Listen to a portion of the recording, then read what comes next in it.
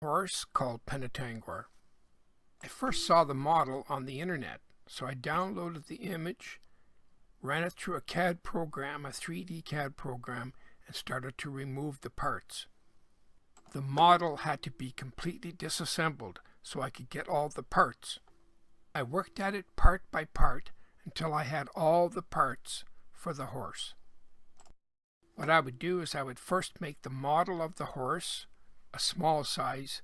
I would make it in a masonite, a hardboard, and then a cardboard, and then I made the full-size model, a 10.5 hands horse. Shown here, I'm cutting all the parts out of masonite using the CO2 laser. I also used the CO2 laser to cut it out of cardboard. Then I cut the full-size model and assembled it. At this point, I was ready to build the horse. So I cut all the parts out using the CNC machine, assembled the parts, clamped them, glued them, and you can see all the clamps here around his head. It took a lot of clamps and a lot of days to get him fully glued up.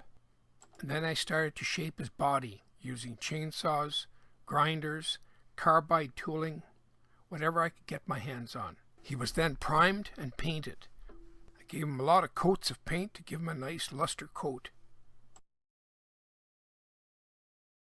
At this point, the horse was finished. Penetangore was done, and he was able to go outside. He spent about 2 years in different parts of the property, until finally one day somebody came along and asked if they could take him to a farm.